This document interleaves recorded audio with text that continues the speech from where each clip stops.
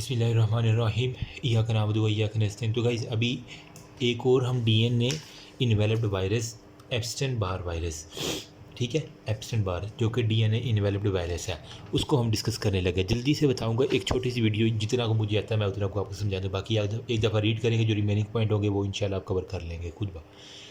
Important properties अगर मैं discuss करूँ ना, तो आपको इसके बारे में जो पता होनी चाहिए, ये एक है वायरल कैप्सिड एंटीजन इसके पास होता है, VCA के नाम से हम लिखते हैं, वायरल कैप्सिड एंटीजन। देखिए ये रट्टा लगाने वाली वायरोलॉजी के अंदर चीज़ें बहुत ज़्यादा है। वायरल कैप्सिड एंटीजन एक ये होगा। नंबर 2 पे एप्स्टेन बार न्यूक्लियर एंटीजन भी होगा, नाम में ही काम है, एप्स्टेन बार न्यूक्लियर एंटीजन, ठीक है, एप्स्टेन बार न्यूक्लियर एंटीजन ये भी इसके पास होगा। अर्ली एंटीजन भी होगा, अर्ली एंटीजन ये भी होगा। इसके अलावा आपके पास लिम्फोसाइट डिटरमाइंड मेम्ब्रेन एंटीजन, ये सारे इंपॉर्टेंट नाम हैं। अब अपने बुक के अंदर से ढूंढेंगे आपको ये सारे ही मिलेंगे। Lymphocyte determined membrane antigen, membrane antigen इसके पास होगा। इसके अलावा viral membrane antigen, viral membrane antigen, ये सारे एंटीजन जो है ना, ये किसके पास है, एप्स्टेन के पास। एक तो इसके नाम के अंदर काम है एप्स्टेन बार का, एप्स्टेन बार आपने लिख देना। नंबर 2 पे VCA मतलब वायरल कैप्सिड एंटीजन, क्योंकि ये वायरस है तो वायरल कैप्सिड हो गया। फिर अर्ली एंटीजन के नाम से एक आती है, एक लिम्फोसाइट डिटरमाइंड मेम्ब्रेन एंटीजन और वायरल मेम्ब्रेन, लिम्फोसाइट का मेम्ब्रेन और वायरल मेम्ब्रेन एंटीजन जो है ना, ये सारे के सारी इसके पास होती हैं। मोड ऑफ ट्रांसमिशन कैसे होता है, थूक के ज़रिए, सलाइवा, सिंपल। एप्स्टेन के अंदर S आ रहा है तो S सलाइवा के अंदर आ रहा है, जितना याद रहता है रख लो बस।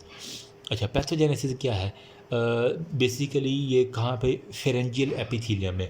जिस तरह मैंने लास्ट वीडियो में बताया था ना आपको, किसका, साइटोमेगैलो का, कि वो ओरोफेरेंक्स से शुरू हो रहा था, तो ये कहाँ से शुरू होगा हमारे पास, ये फेरेंजियल एपिथेलियम से शुरू होगा, फेरेंजियल एपिथेलियम से।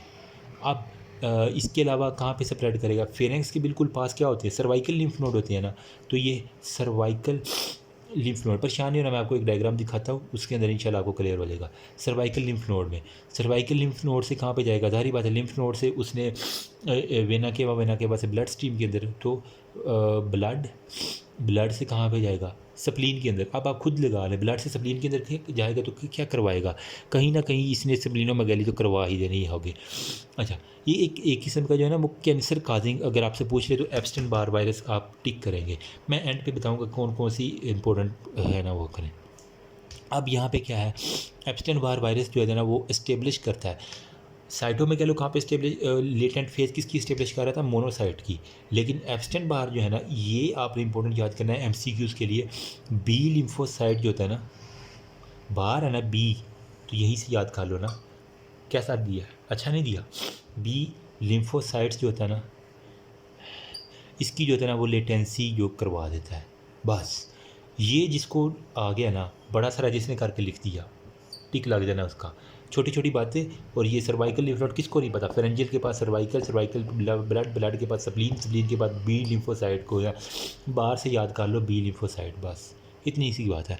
एसोसिएशन विद कैंसर है, कैंसर बी लिम्फोसाइट की लेटेंसी और कैंसर वाला दूसरा पॉइंट, ये एग्जामिनर को हर सूरत दिखना ही चाहिए। वो एग्जामिनर की आंखें तलाश ही करती हैं, वो कहते तरसती हैं निगाहें मेरी, तकती हैं राय कभी सुन मेरी आंखें भरी, वो सारी की सारी जो है एप्स्टेन बार के अंदर। एक तो बी लिम्फोसाइट, नंबर 2 पे एसोसिएशन विद कैंसर, इसकी आपने लाजमी हेडिंग देनी है, एसोसिएशन विद कैंसर, एप्स्टेन कैंसर कहीं ना कहीं आ रहा है। एप्स्टेन में कैंसर में क्या होगा, मैंने कहा था लेटेंसी करता है बी लिम्फोसाइट की, इंड्यूस करेगा malignant transformation in B lymphocyte in vitro, मतलब जो बी लिम्फोसाइट के लेटेड फेज के अंदर किया था ना, उसको क्या करेगा, ये इंड्यूस करेगा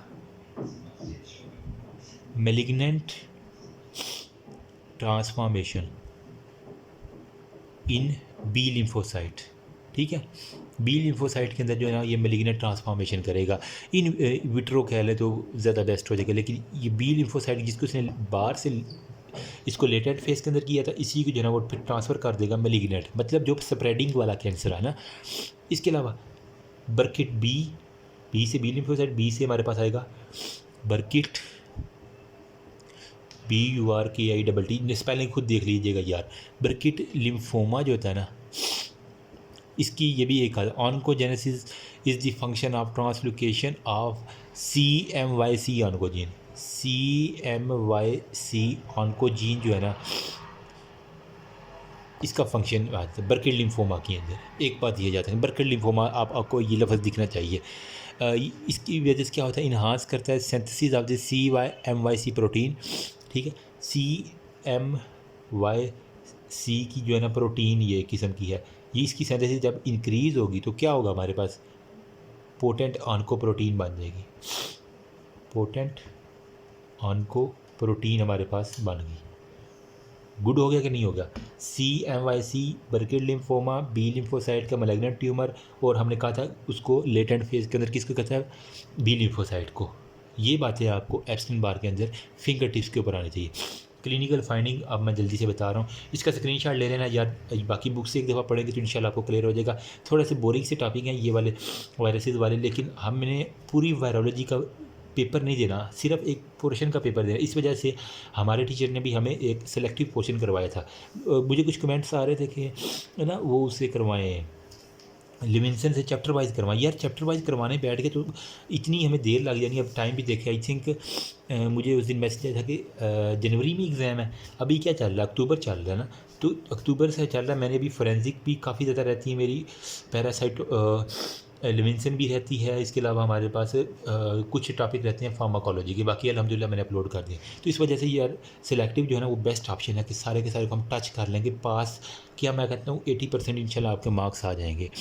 क्लिनिकल फाइंडिंग है जिसको अभी पास्ट पेपर भी मैंने डिस्कस करने हैं, वो भी हम आगे चल के करेंगे। बस दुआ कीजिएगा कि मुझे हिम्मत दे अल्लाह पाक।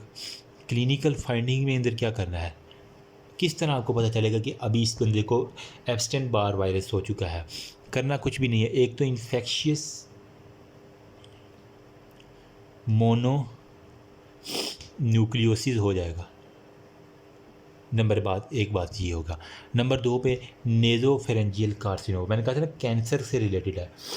नेज़ोफेरेंजियल कार्सिनोमा। नंबर 3 पे बर्किट लिम्फोमा, मतलब कैंसर आपने लाजमी लिखना है इसके अंदर। नंबर 4 पे ल्यूकियोप्लेकिया, ये भी एक कंडीशन बुक के अंदर मैंने देखी थी, ल्यूकियोप्लेकिया वाली। नंबर 5 पे हमारे पास पोस्ट ट्रांसप्लांट, यानी ट्रांसप्लांट के अंदर जो इम्यूनोडेफिशिएंट पेशेंट होते हैं उनके अंदर क्या कहता है, लिम्फोप्रोलीफरेटिव डिसऑर्डर, ठीक है, लिम्फोप्रोलीफरेटिव डिसऑर्डर। और नंबर 6 पे लास्ट बट नॉट लीस्ट, मैं इसे रेड से लिखता हूँ, ये अगर आपने लिख दिया ना मज़ा आ जाएगा, मतलब हॉडकिन लिम्फोमा। बस जहाँ से कैंसर ने मेजर ओरिजिनेट होना है, ये इसकी सारी की सारी क्लिनिकल फाइंडिंग है एप्स्टेन बार वायरस की। कैंसर सारे के सारे बर्किट लिम्फोमा, ल्यूकियोप्लेकिया, पोस्ट ट्रांसप्लांट के अंदर लिम्फ जो है प्रोलिफरेट डिसऑर्डर, हॉडकिन लिम्फोमास, ये सारे के सारे हो जाएंगे। ओके जी, अभी ये वाली डायग्राम थोड़ी सी देर मिला है। Lymph node, cervical lymph node की मैंने कहा था, स्प्लीन की मैंने कहा था, स्प्लीनों में गैली होनी है, ब्लड से स्प्लीन के अंदर जा रहा था ना शुरू में मैंने बताया था। उसके बाद फटीग, मलेज और लॉस ऑफ एपेटाइट वो थ्रॉट है, रिस्पायरेटरी कफ होगा, सिस्टमिक फीवर्स और चिल्स होंगे। इसके अलावा ये देखो, ये ब्रेस्ट के ऊपर जो है ना, फीमेल की ब्रेस्ट के ऊपर ये एक्ट कर रहा है। इसके अलावा अगर आप ये देखें, मैंने कहा था नेज़ोफेरेंजियल, ठीक है, फेरेक्स भी इन्वॉल्व हो रहा है। और ये देखो, इसने मुंह के ऊपर हाथ रखा हुआ, ये किसकी इंडिकेशन है कि हमारे पास अगर ये वाला देख रहा फेरेक्स आपको थोड़ा सा नज़र आ रहा हो, तो ये गले के अंदर आपको ये थोड़ी सारी की सारी आएगी। बाकी आप खुद देख लीजिएगा, ये देखें सारी की सारी मैं आपको दिखा दूँ, ठीक है। तो ये आपको जानना बहुत ज़रूरी है। बाकी ये देखें, ये क्या है, लिम्फोमा, हॉडकिन लिम्फोमा, इन्फेक्शियस मोनोन्यूक्लियोसिस हो गया सारे का सारा। ये देखो, नज़र आ रही है कुछ चीज़ें, ये बेस्ट डायग्राम है। ओहो यार, ये टंग का है, ठीक है, स्प्लीन का है, स्टोमिक के ऊपर डिसऑर्डर, थ्रॉट का है, विजुअल का है, ठीक है, वो सारे के सारे। अब ये एक अब खाका आपके दरमियान में ना दिमाग के अंदर बन गया होगा। तो अब इसकी हम कर लेते हैं लैब डायग्नोसिस, जो कि बहुत इंपॉर्टेंट है। वीडियो थोड़ी सी लंबी हो रही है, लेकिन कोई बात नहीं, हम अपलोड कर लेंगे इंशाल्लाह। अच्छा, लेबॉरेटरी डायग्नोसिस के अंदर लैब डायग्नोसिस थोड़ा सा हम देख लें, ताकि हमें क्या होगा। एक तो हमारे पास दो तरह से हम लेबॉरेटरी डायग्नोसिस करते हैं। किस तरह? एक हेमाटोलॉजिकल अप्रोच हम करते हैं। इसके अंदर बुक के अंदर आपको दिखेगा, ओहो, हीमेटोलॉजिकल अप्रोच हमारे पास एक होनी चाहिए। एक हमारे पास होने चाहिए इम्यूनोलॉजिकल, क्योंकि इसने कैंसर करना है। तो मैं बता रहा था कि एंटीजीन्स वगैरह वो बना रहे थे। कौन कौन से? Epstein Barr nuclear antigen, viral VCA viral capsid antigen बना रहे थे, अर्ली एंटीजन बना रहे थे, वायरल मेम्ब्रेन एंटीजन बना रहे थे, लिम्फोसाइट डिटरमाइंड मेम्ब्रेन एंटीजन, वो एंटीजन से ना। तो इम्यूनोलॉजिक तो फिर आना ही आना होगा हमारे पास। उसकी अप्रोच ना हुई तो फिर मज़ा नहीं आएगा। तो हमारे पास स्मेयर को करेगा, शो करेगा ए टिपिकल लिम्फ्स जो है ना हमारे पास, in large atypical lymph, क्योंकि सर्वाइकल लिम्फ नोड बढ़े रहे थे। ए टिपिकल लिम्फ हमारे पास जो था ना होगा, जिसके एक्सपेंडेड न्यूक्लियस होंगे, और वेजोल्यूक्लेटेड साइटोप्लाज्म वही है, एक्सपेंडेड न्यूक्लियस इसके अंदर होगी। लेकिन जो इम्यूनोलॉजिकल है ना, इसके अंदर इंपॉर्टेंट आपने जो लफ्ज़ एग्जामिनर देखेगा वो है हेट्रोफाइल, जो हमारे टीचर ने भी हमें लिखवाया था, हेट्रोफाइल और मोनोस्पॉट। ये दो लफ्ज़ आपके दिखने चाहिए इम्यूनोलॉजिकल अप्रोच के अंदर। ये नहीं भी आता तो सिंपल हेट्रोफाइल और मोनोस्पॉट ये तो आपको लाजमी लिखने होंगे। एंटीबॉडी टेस्ट है फॉर अर्ली डायग्नोसिस। हेट्रोस्पॉट जो है ना, ये भी एंटीबॉडी टेस्ट है फॉर अर्ली डिटेक्शन के लिए, जबकि ये जो है ना टू डिटेक्ट हेट्रोफाइल एंटीबॉडीज। मोनोस्पॉट जो है ना, ये टेस्ट किसके लिए होता है? हमारे पास हेट्रोफाइल जो एंटीबॉडीज़ बनी होती है ना, ये वाली, इसकी डिटेक्शन के लिए मोनोस्पॉट हमारे पास आ जाते हैं टेस्ट। हेट्रोफाइल बेसिकली क्या है? एंटीबॉडीज़ है। मोनोस्पॉट उसको एंटीबॉडी को डिटेक्ट करता है। सही है, अब होप सो क्लियर हो गया होगा। हेट्रोफाइल एंटीबॉडी बनती है किसके अंदर? एप्स्टेन बार वायरस के अंदर। और हम टेस्ट कौन सा करते हैं? मोनोस्पॉट टेस्ट करते हैं, जो इसको डिटेक्ट करता है।